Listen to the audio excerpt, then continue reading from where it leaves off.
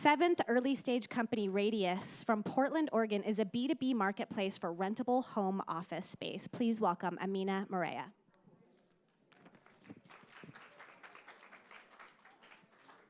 Hi, everybody. Can everyone hear me okay? All right. Well, I am the CEO and co-founder of Radious, which is, as we just heard, a B2B marketplace for rentable home office and meeting space, though. So working professionals have spoken. Remote work is here to stay. The problem is that working from home isn't great for everyone. Some people have a lot of distractions, others might not be able to afford a great work from home setup. And I know that I personally find it really hard to turn my work brain off at the end of the day because I'm literally living at the office. There's no escaping it. At the same time, if you ask people if they want to continue to work remotely at least some of the time, nearly 98% of them say yes. So companies all around the world are responding. Some are canceling leases, others are announcing permanent remote work policies, but they still have all those downsides of working from home to contend with. Plus, in-person collaboration is really important to them too, and that's really hard to do from home. Companies across the globe need a solution, and we've got one for them. Radious offers on-demand meeting spaces and private offices down the street from your house. Think of it much like Airbnb. They've come up a few times tonight. But instead of overnight accommodations, we provide great workspaces in residential areas rented by the day. So employees get to keep the convenience and flexibility that they want while also getting a little bit of work-life separation. And employers get to have their teams get together in person again without forcing them to commute back to the traditional office. Everybody wins. So here's how it works. Companies subscribe to Radious on a monthly basis. This gives their teams access to book great workspaces for free. And homeowners earn revenue through renting out great working environments. And Radious takes a 20% commission on each booking. We ran a private beta this summer in Portland, but now that people have returned from summer vacation and they're getting back to work, we're seeing a spike in demand. We already have paying users, but in addition to them, we also have nearly $1 million in signed LOIs from employers that are ready to put bigger teams in our spaces. So now we're focusing our efforts on ramping up our inventory to meet the huge demand that we're seeing. Our platform is beautiful, and I'll have to show it to you sometime. And I have my two co-founders to thank for that. Brian, who's a back-end developer, and Alon, who's focusing on the front end. Myself, because I've built 4 other companies before this one, 2 of them also marketplaces, which have been acquired since. I bring team leadership and the business expertise to scale this. My background in storytelling psychology has won one of my previous companies 5 Emmy Awards. And as an open-level tennis player, I've basically had grit built into my DNA since I started competing when I was 7.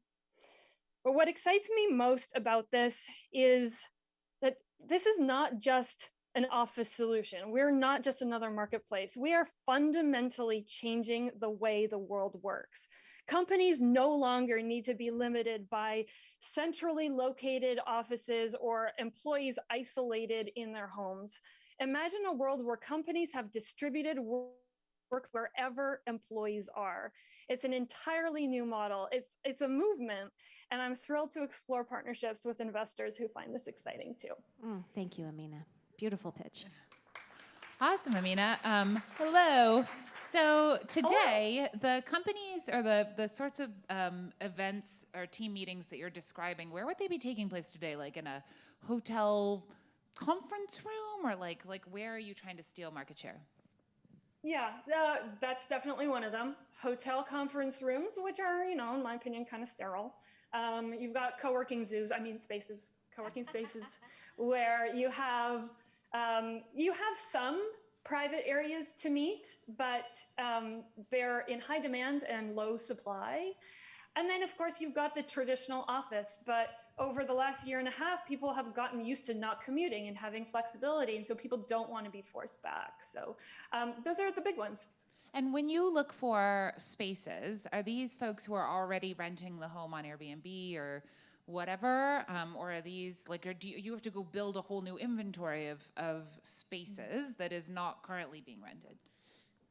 Airbnb hosts are definitely the low-hanging fruit because they have hosting experience, they have spaces, and frankly, Airbnb has already been telling them, invest in better Wi-Fi, invest in a good workspace or a desk over here because digital nomads are coming and work travel is gonna start coming back as more and more people get vaccinated. And so Airbnb is kind of coaching our target market on our behalf, and it's really giving us a leg up.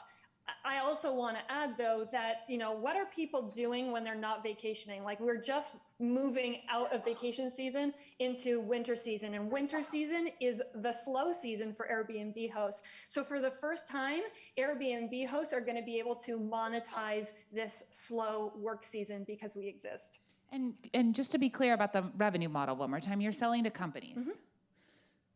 Yes. Now, we are also testing a B2C concept as well, but we see the biggest opportunity as being a B2B. Employers have so much to lose if they are seen as inflexible and if they don't give their employees innovative remote and hybrid options. And so we're really leaning into that. Hey, Amina, so I'm curious, in your opinion, this seems like a huge opportunity, right, especially over the past year. So it's not brand new. We're about a year and a half into this. Why, if it's such a big opportunity, why isn't, in your opinion, Airbnb, VRBO, why aren't they executing against it? Yeah. Why aren't they going after because it? They don't. Yeah, because they don't need to. That's really the simple answer. Airbnb has done better throughout the pandemic than any other accommodations company. And they've done better because they're private, intimate spaces where people can feel safe. And on top of that, there's all of this pent-up demand for travel, right? Look at what happened this summer, and that's only going to increase. And Brian Chesky, the CEO of Airbnb, recognizes this. So for the last year, he's been harping on this fact that they are stripping away all non-essential distraction services and focusing on their core model, which is overnight accommodations and extended stays. They just have no reason to. Their business is doing kind of better than ever, and it's about to do even better.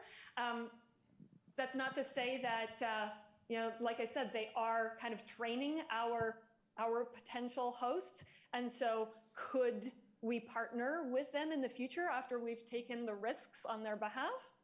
Sure, we're open to that. Revenge travel is what they're calling it, Brian. Revenge travel. Any questions from the audience? Theater. Theater, hit me.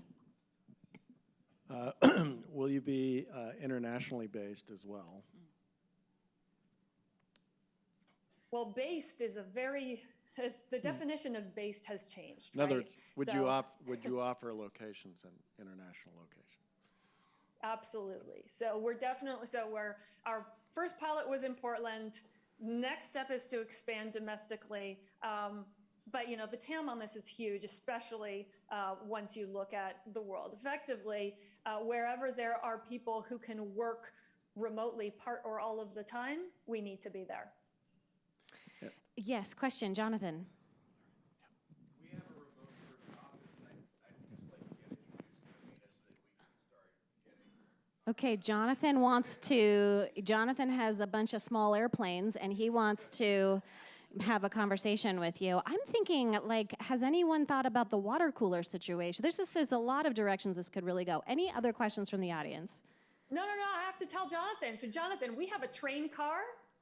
We have a train car that's actually on tracks that has been converted into an office that can accommodate 14 people with a meeting room, with a kitchenette, with a lavatory, with air conditioning. So airplanes, totally fair game.